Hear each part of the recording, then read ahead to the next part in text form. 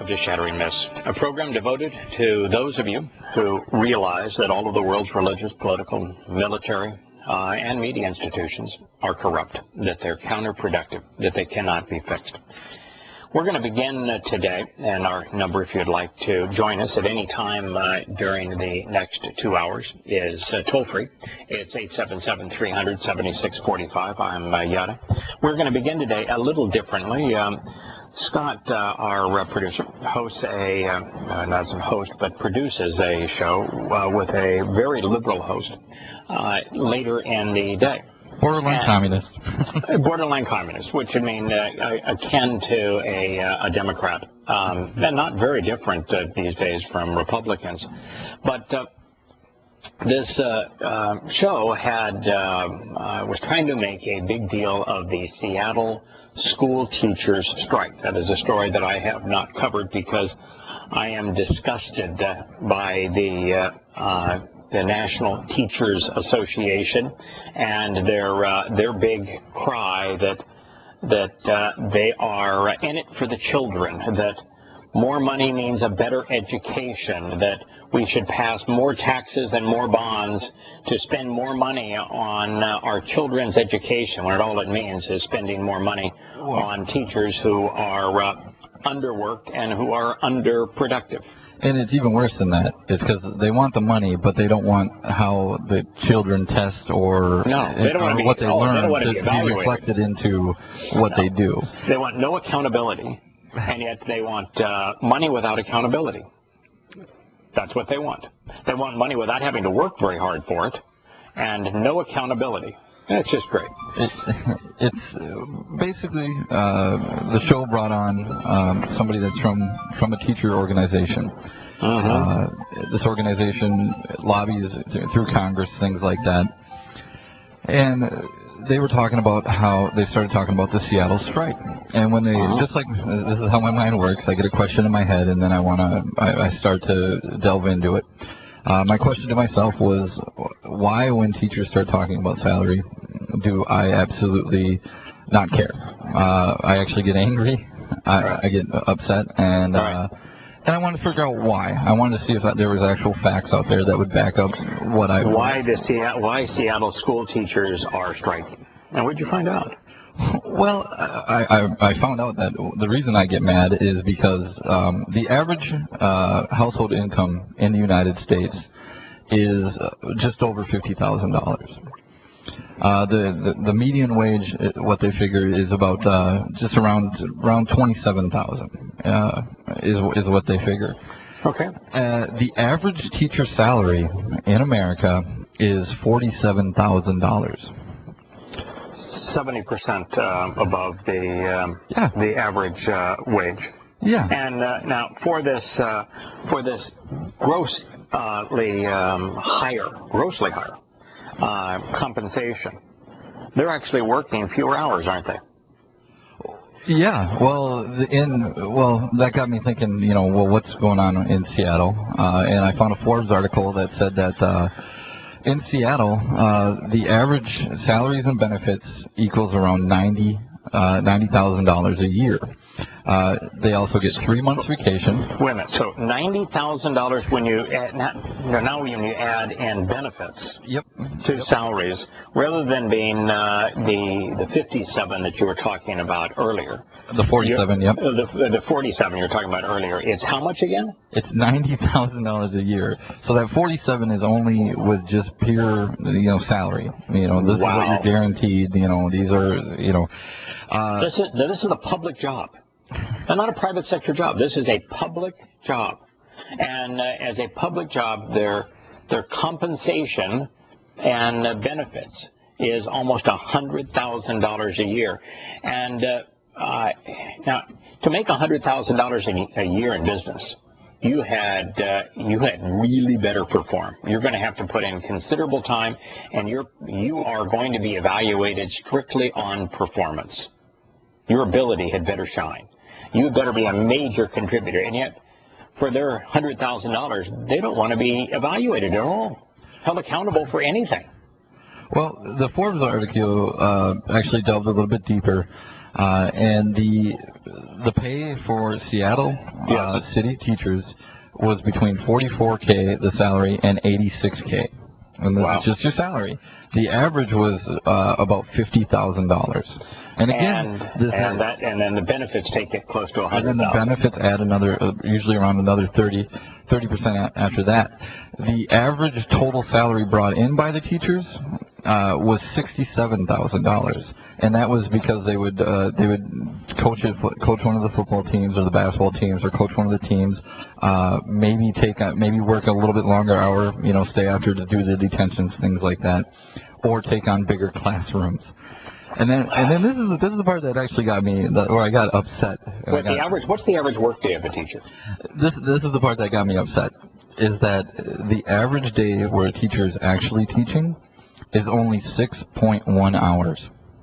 Yeah, and this idea that, they're working on their lesson plans. No, they're not. Their lesson plans are provided for them.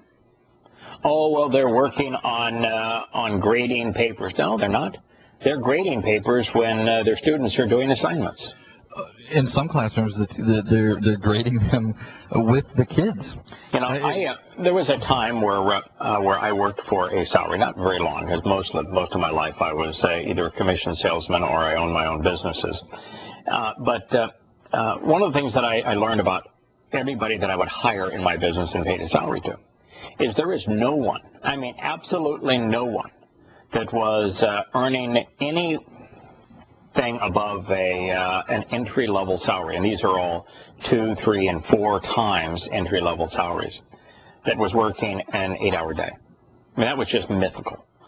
Typically in a business, I would show up between 6:30 and 6:45 would be my usual arrival time at the door, and then I would normally have. I never took a business lunch, but I would typically, if I was going to go out to lunch, it would be a 20-minute affair. And I would typically work until 7:30 at night. And so that's essentially a 13-hour day. And I would do that when I was back in the days I was working. I would do that 6.5 days a week. Now, I wouldn't do it today. I would limit it to 6 days a week.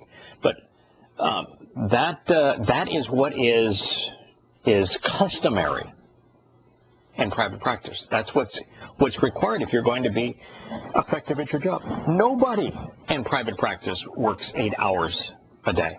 And these teachers are working 6.5 hours a day. And by the way, no. And by the way, 6.1 hours. Oh, don't add that extra time on. 6 versus the average in business is 10. So they're working 40% fewer hours and averaging 50% more money. But beyond that, in business, your first year in most businesses, you're going to get, the first 2 or 3 years, you're going to get 2 weeks off a year. And over time, you're probably going to get to 4 weeks off a year.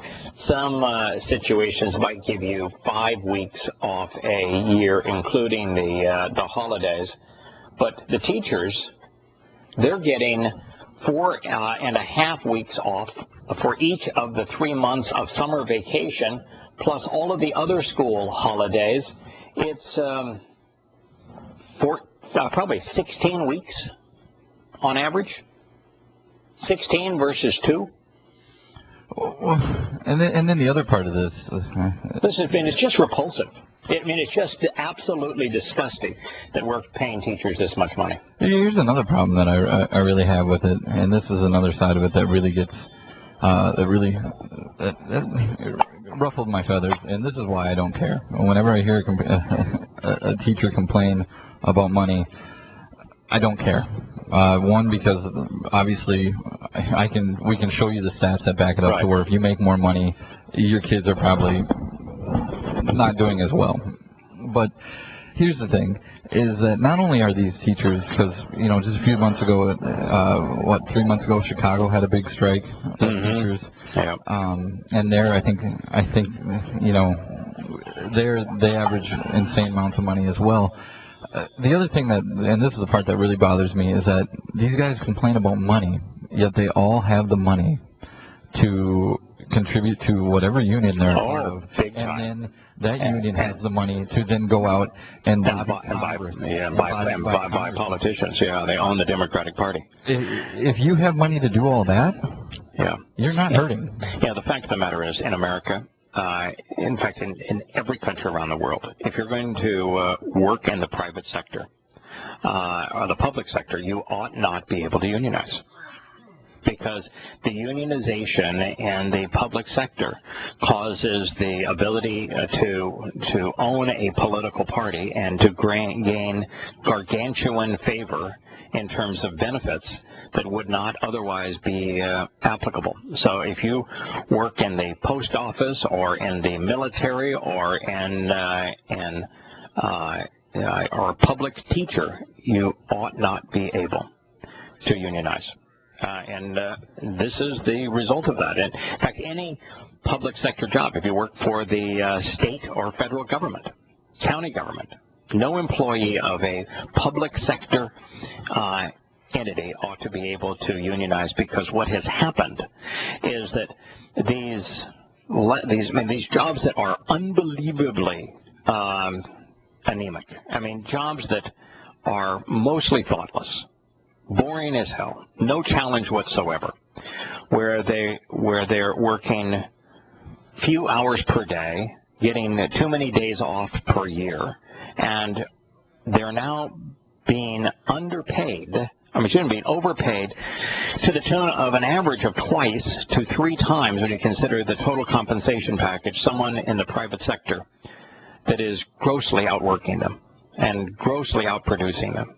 And so we are just a train wreck when it comes to public sector employment in this country. It's become a new form of welfare, and it's reprehensible, and it's particularly reprehensible with the National Education Association and the Teachers Union. If it were me, and I had the ability to clean up America, the first place I would go is education, and I would eliminate public education. I would privatize education. I would have a national voucher system so that parents could be accountable for their children. I would eliminate buses so that if you want to have children, you get your child to school, you get your child from school. Let's not squander money on buses, and let's make teachers compete for that child's education. There's a reason, many reasons really, that America is falling apart. None greater than the fact that our education system has turned into an indoctrination system, and that our teachers and the academic institutions have completely failed America. And I mean that universally.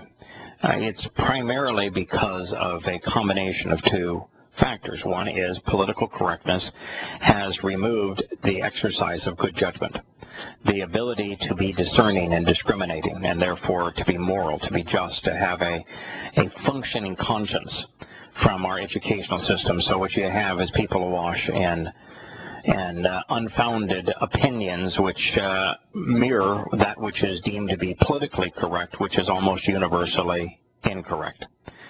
And the second is that teachers don't teach. They feel like they're entitled. It's kind of like everybody else in the country, that they ought to be paid, and they ought to be paid a lot, but you ought not be able to hold them accountable for what they're doing. So there's no accountability with in an academic institution. I can tell you that there was nothing more disappointing for me than the lack of education I got at the college level in business school. It was reprehensible. There was no education. And I could have learned, and did learn, more about business in a month of actually working in business than I did in 4 years of college. And I went to one of the top business schools in the country. It is extraordinarily sad. I was telling Scott during the break that I had an experience yesterday. It was a housekeeper showed up at my front door, unsolicited. Goody for her. She's trying to get more business. She showed up and pulled up my driveway right before my front door in a brand new black Cadillac Escalade. Her car was worth more than the 2 cars I had in my garage combined. And she handed me her card and said that she would like to clean our house. Sure. At this point, my wife and I are keeping our house clean. We don't have a housekeeper. Sure, I'd entertain that. How much do you charge? She said, well, I have to see the house. I said, why is that relevant? I mean, I'm going to be, paying you for 3 or 4 hours a week. That's what would be typical for a house with 2 people in it. That this is a second home for us. But 2 to 3 hours, or 3 to 4 hours a week, is what it would what we'd be willing to have someone here for. And so my experience is that typically runs between $20 and $22 an hour is what a housekeeper typically gets, no matter where you are in the country. And she said, no, I couldn't possibly do it for that. I said, well, what would you charge for 3 to 4 hours a week? And she said, well, my absolute minimum is $140, but I wouldn't be here for 3 hours for $140. So you're telling me that you want $45 an hour? Well, yeah, I have lots of clients that pay me over $250 per visit. So, I mean, you're talking about working 4 to 5 hours for them for $250, over $50 an hour as a housekeeper, and the customer is paying for all the supplies and all the equipment. It's just your labor.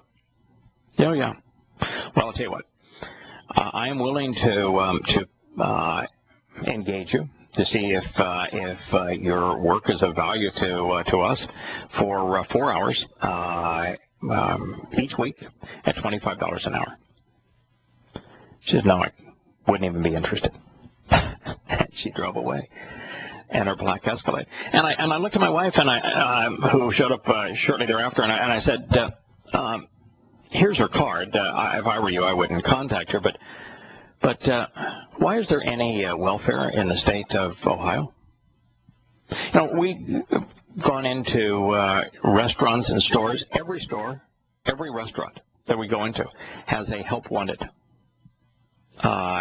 poster somewhere in the store, somewhere outside the store. Now hiring. Why is there a single person on welfare? Why are the people loitering around liquor stores all around Cincinnati when people would be, I'd be delighted to pay someone for a non-skilled job, a housekeeper, for $25 an hour? Why is it that my in-law in Pennsylvania that owns the large apple orchard can't hire an American when the average wage is over $30 an hour, and he can't hire an American? There's not a single American that he has ever hired that even made it through one season, much less came back for a second season. Yeah, there's something seriously wrong with this country. People feel entitled, and yet they aren't accountable. The European Union is planning for member states, actually they're dictating to member states, that they'll be fined financially, that there'll be huge financial penalties if they don't acquiesce to Merkel's demand that they all accept a quota of Muslims. And so they're right now discussing the acceptance of 160,000, and they don't call them Muslims, they call them asylum seekers. And they're the first step to solving. This is solving. Can you imagine being so stupid as a journalist that you think that accepting 160,000 Muslims is a first step to solving the migrant crisis? This is from Germany's Vice Chancellor. The fact that they have accepted hundreds of thousands is the reason that the crisis exists. I mean, there's 2 reasons this crisis exists. One is that the Obamanator was so stupid, he decided that he would go to war against the Syrian dictator Assad. Just as George Bush was so stupid, he thought that it would be a good thing to oust the Iraqi dictator Saddam Hussein. So he ousted the Iraqi dictator Saddam Hussein, and we've got 4 million refugees out of Iraq, 1 million people dead, 4 million refugees trying to get the hell out of Dodge. And then the Abominator, not learning a thing from that, essentially declares war on Assad, and we've got, what now, 5 to 6 million refugees running out of Syria because we thought that an Islamic terrorist organization would do a better job of bringing freedom and democracy to Syria. For the same reason there's 2 million trying to flee Libya, because the Abominator and John McClown thought that it would be a great idea to arm fundamentalist Muslims to take out Muammar Gaddafi, that after 4 of these, even replacing the Taliban and getting some 4 million refugees from Afghanistan as a result of eliminating the dictator, that we haven't learned. We've had 4 in a row. You play this game with me all the time. I have some questions for you. Okay. Is Saddam Hussein a good person? No. Was he a good person? Nope. Is Assad a good person? No. Would Iraq be better off if Saddam Hussein was still in charge? Oh, by every possible standard, from a terrorist standard to a human refugee standard to the life and freedoms of his people, by every measure, Iraq would be infinitely better off, and was infinitely better off under Saddam Hussein than it is now under the Iranian mullahs. Would it be better if Assad was still in charge? You would have 8 million fewer refugees and at least 250,000 people alive that are now dead, and you would have tens of thousands of little girls that have been enslaved as sex toys still living in their homes, protected by their families. So think about what you just said there. Oh, you didn't even mention Muammar Gaddafi. You didn't even mention the Taliban. Well, yeah. These are two guys that I know more about Assad and Hussein.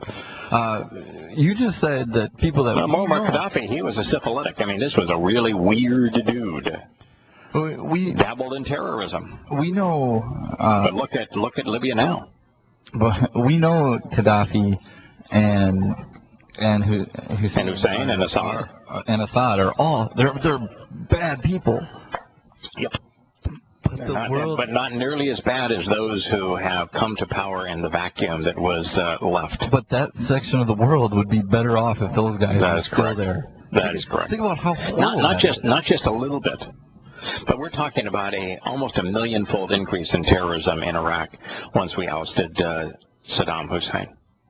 We're talking about a functional country to the most war-torn, the most savage country on earth because of our animosity for Assad in Syria. We're talking about the only country now on earth that is governed by an infighting group of Islamic jihadists in Libya, and that became the arm merchant and the jihadist supplier for all manner of Islamic activities, including Boko Haram, throughout Africa and Libya. And we're not smart enough to figure it out. And how many disasters do we have to perpetrate before somebody in Washington says, we ought to stop this because we're creating a real mess?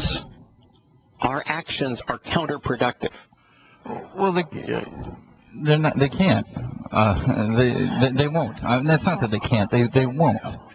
Are we going right back to your initial topic, the indoctrination of Americans rather than their education, that Americans have become indoctrinated to the point that they're no longer capable of exercising good judgment, so that they're incapable of being rational, they're incapable of learning, they're incapable of recognizing when their activities are counterproductive? Are we that stupid?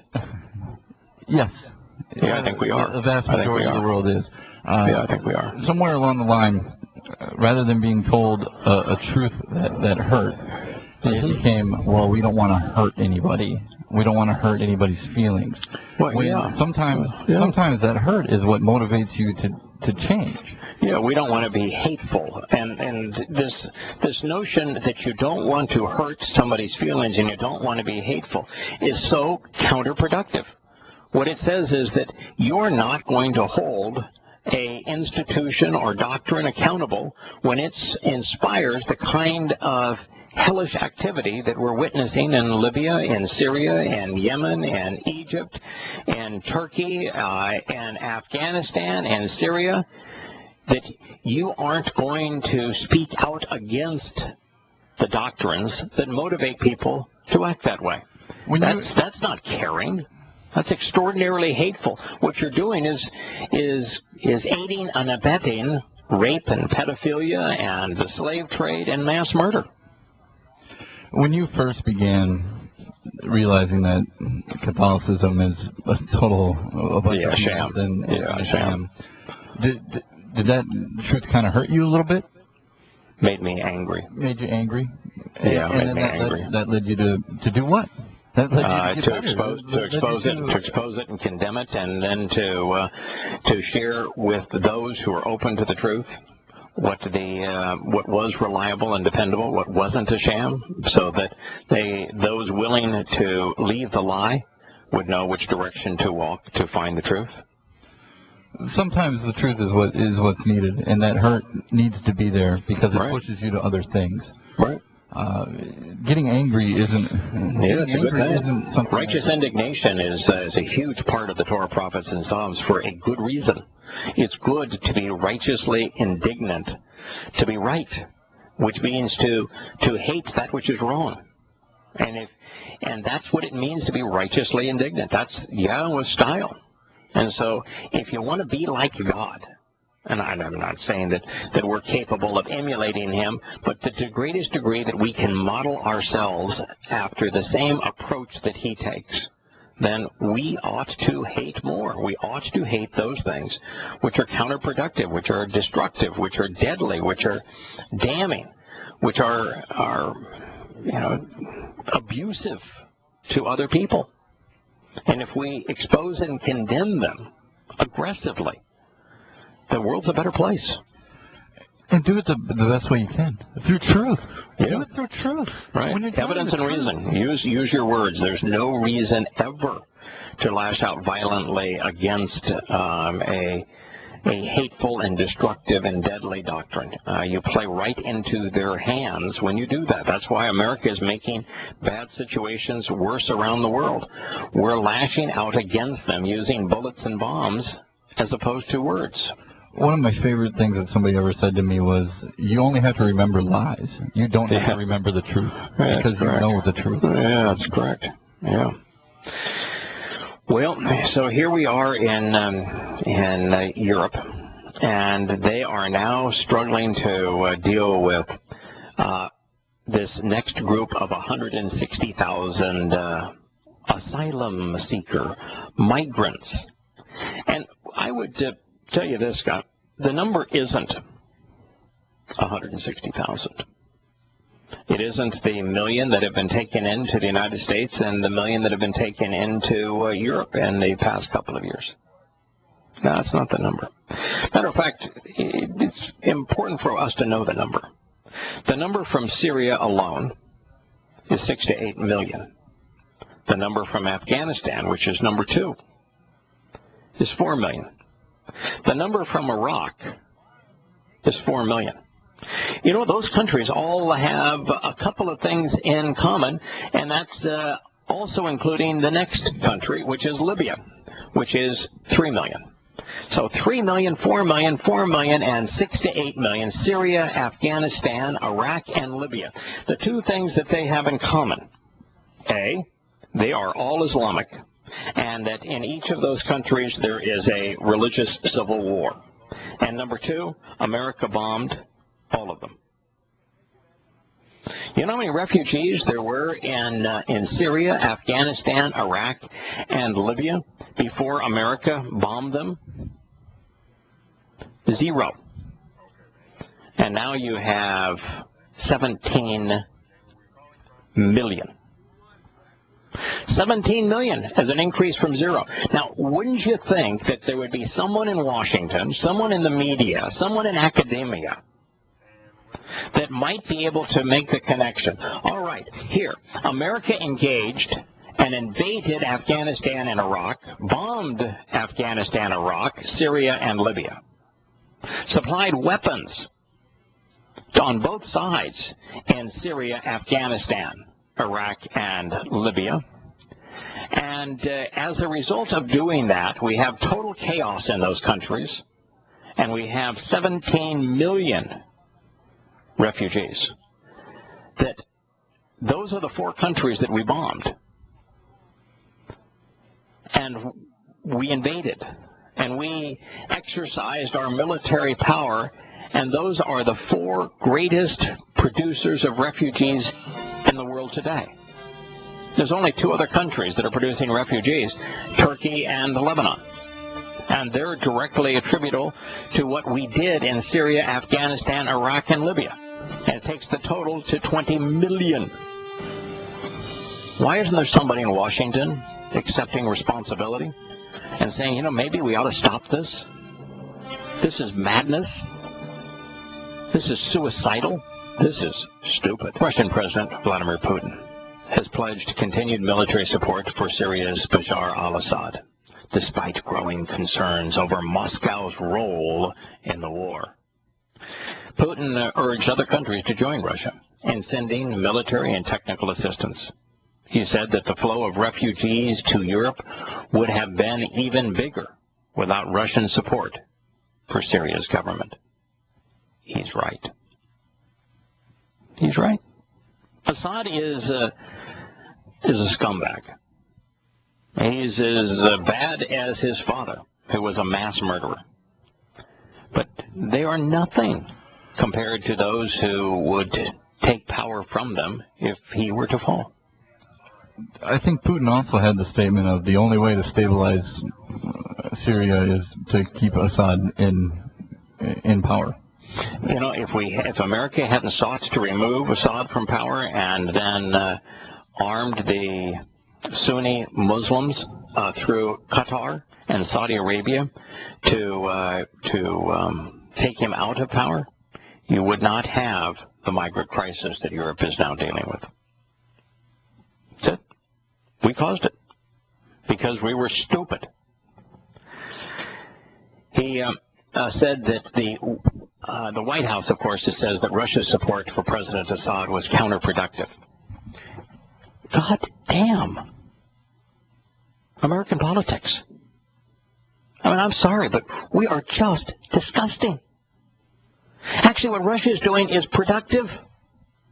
What America is doing is counterproductive. It's America that screwed up Afghanistan. It's America that screwed up Iraq. It's America that screwed up Yemen. It's America that screwed up Libya. And it's America that screwed up Syria. What we are doing has consistently been counterproductive, and we go off and blame the people who took the opposite approach. God, we are so lost. The America in the minds of the patriot and the real America bear absolutely nothing in common.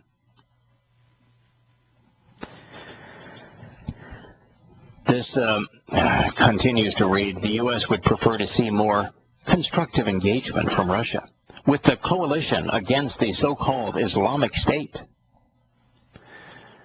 said spokesman Josh Earnest. Yeah, that's worked out real well for us, isn't it? It says that Moscow has been a key ally of Mr. Assad throughout the bloody civil war, which began in 2011. This civil war, folks, isn't between Assad and, as if he were a lone dictator and his government, and the Islamic State.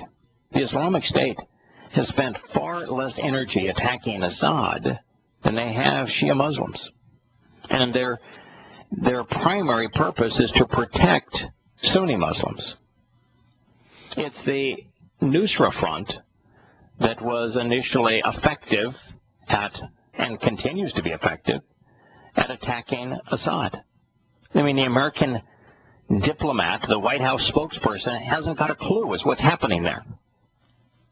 The war in Syria isn't about Assad.